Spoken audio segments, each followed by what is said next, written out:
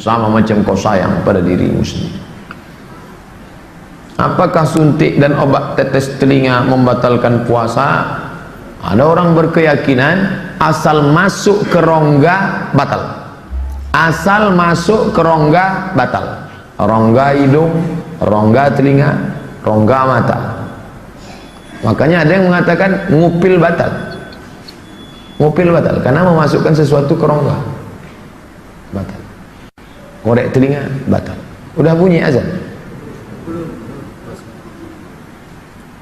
Suntik obat tak batal. Suntik sakit perut, suntik sakit kepala, suntik demam tak batal. Tapi suntik impus batal. Karena impus itu makanan. Kalau impus tak batal, oh pejabat-pejabat, orang-orang kaya enak aja. Assalamualaikum, waalaikumsalam, pesan impus 60 botol. Pasang di bawah, masuk 2 botol, habis itu rapat. Anak-anak buahnya letoy semua. Kenapa kalian pada lesu semua? Tengok saya, puasa tetap fit. Ada 2 botol masuk. Patutlah fit. Sebab itu suntik impus batal. Obat tetes telinga tak batal. Gatal betul Pak Ustaz. Banyak macam sapi masuk ke dalam.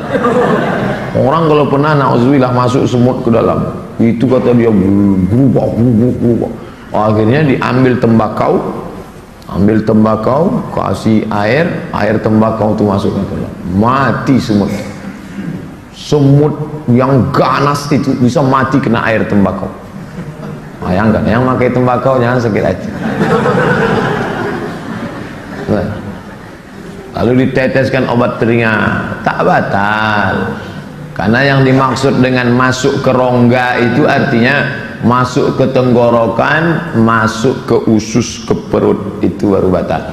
Makanya yang masuk ke rongga lewat mulut tapi tak ke dalam, masuk ke sini, keluarnya ke sini. Inhaler. Itu masuk ke sini, itu tak batal. Tapi jangan ini dikiaskan ke rokok. Oh, jadi tak batal ya Ustaz. Ini lain. Ini tak batal puasa karena tak masuk. Banyak. Gara-gara masalah rongga ini banyak orang tanya, Ustaz, katanya mandi di sungai batal. Mandi di sungai, maaf cakap, kentut dia.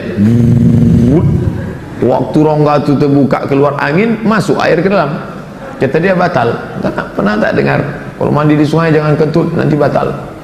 Mandi di sungai tutup ini, tutup. Menangis Pak Ustaz batal enggak? Nangis tak batal. Tapi ada kata kawan saya nangis batal. Nangis sambil minum teh es. Batal lah. Istri dihamun suami, menangis dia sampai teganya. Batal lah. Ini tentang masalah obat tetes telinga. Kumur-kumur dan istinsyak. Kumur-kumur memasukkan air madmadah, masukkan air ke mulut.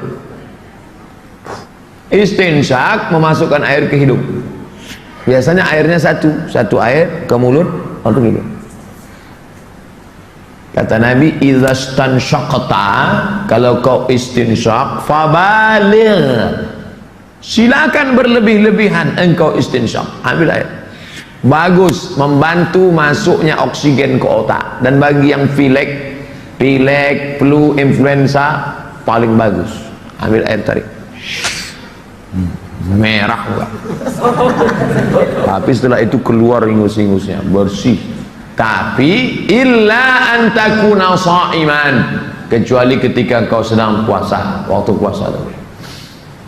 Atau sedang puasa sedikit aja. Tapi kalau sedang puasa, ini sedang puasa dibuang tanya.